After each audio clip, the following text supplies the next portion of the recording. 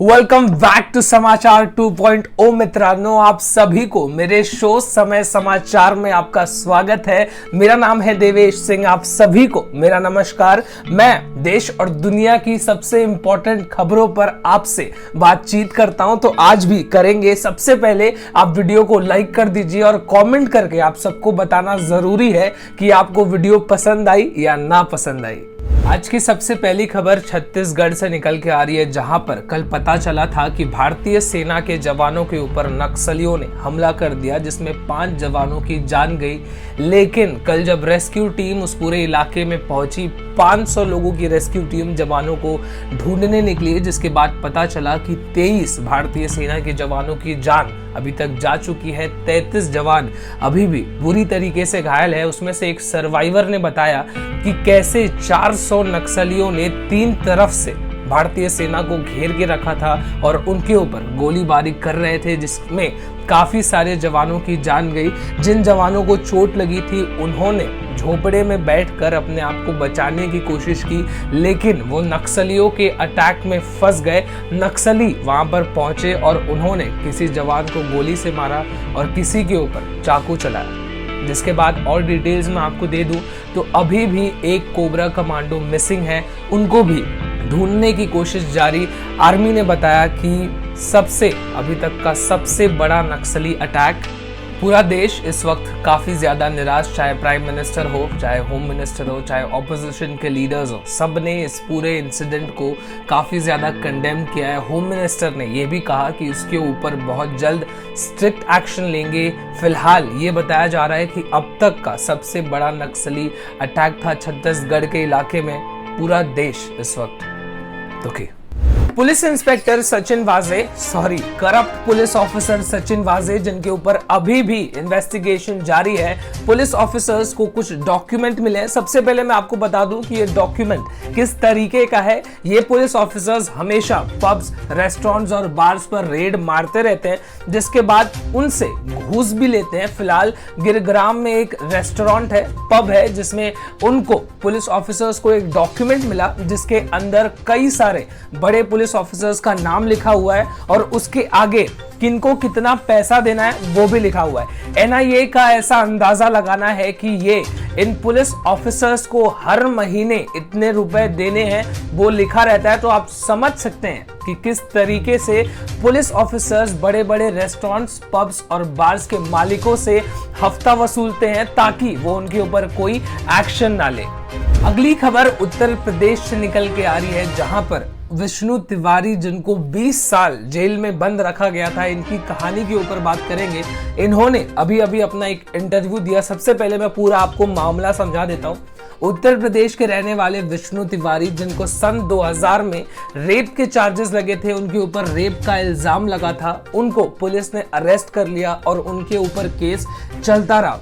सबूत अभी तक नहीं मिले थे, अभी तक केस साबित नहीं हुआ कि रेप उन्होंने किया है, लेकिन केस चलता रहा और उनको जेल में बंद कर दिया गया। 20 साल तक केस चला, वो आदमी 20 साल तक जेल में रहा और 20 साल के बाद ये साबित हो गया कि रेप उन्होंने नहीं किया था।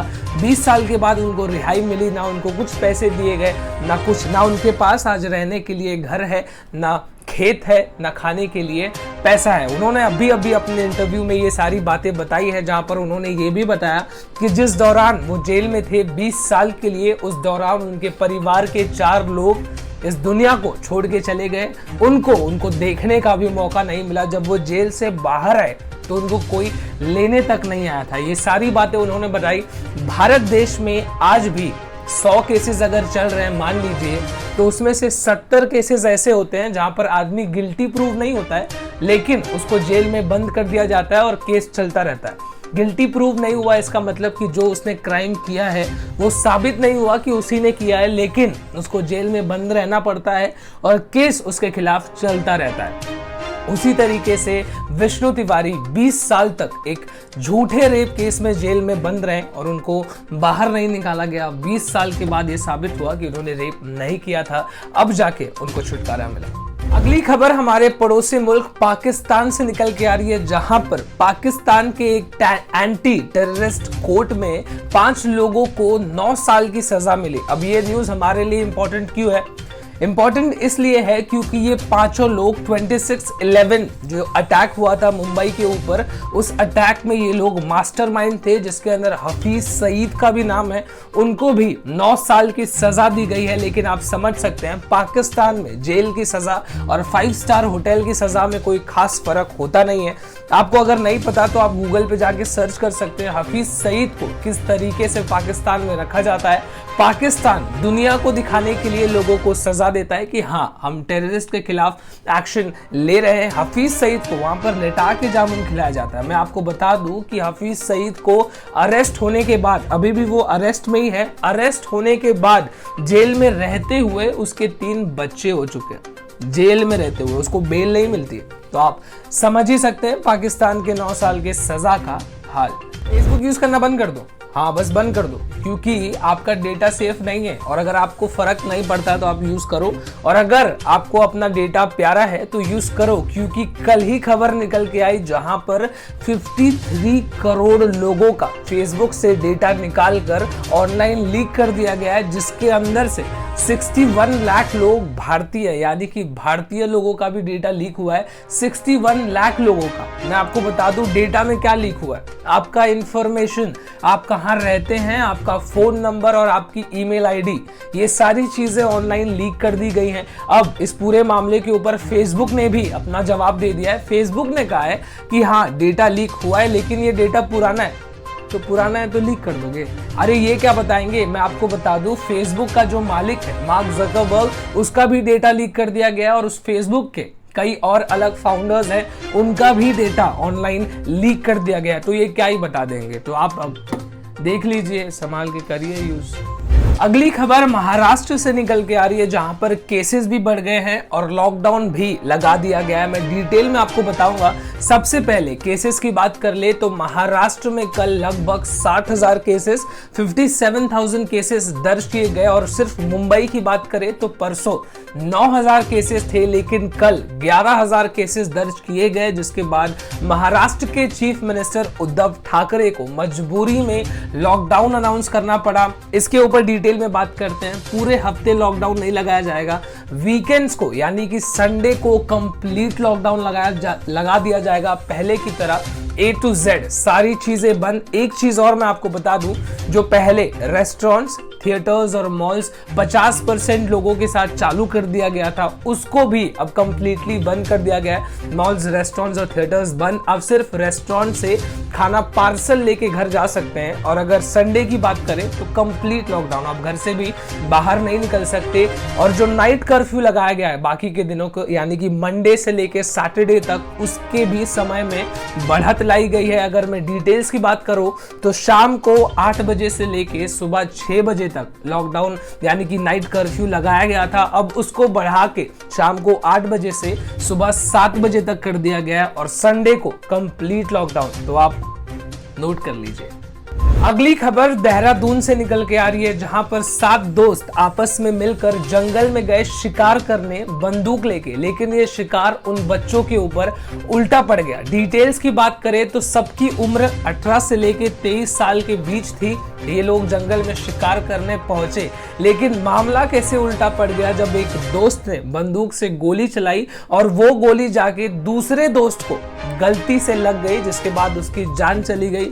7 दोस्तों में से 3 तो इतने ज्यादा डर गए कि उन्होंने खुद जहर खा लिया और अपनी जान ले ली, जिसके बाद पुलिस इस पूरे मामले की इन्वेस्टिगेशन कर रही है। गलती से गोली चलने की वजह से इस इन्वेस्टिगेशन को लो की रखा जा रहा है।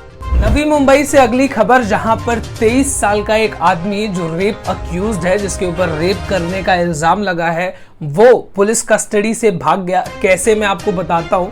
रात को खाना खाने के बाद हाथ धोने के बहाने ये आदमी वहां से निकला, और जब उसको ये रियलाइज हुआ कि उसके आसपास कोई नहीं है, तब वो वहां से भाग गया। जिसके बाद आपने फिल्मों में देखा होगा कि लोग टॉयलेट करने के बहाने जाते हैं और वहां से भाग जाते हैं। इस लड़के ने कुछ अलग करके दिखाया, हाथ धोने के बहाने गया और वहां से भाग गया। जिसके बाद अगर डिटेल्स की बात करें तो मैं आपको बता दूं, इस लड़के को, 23 साल के लड़के को एक 14 साल की लड़की का रेप करने के इल्जाम में उसको अरेस्ट किया गया था पिछले साल। जिसके बाद अब वो भाग चुका है और सब इंस्पेक्टर और असिस्टेंट इंस्पेक्टर दोनों को इस मामले में सस्पेंड कर दिया गया है और एक होमगार्ड के खिलाफ इंक्वायरी चल रही है।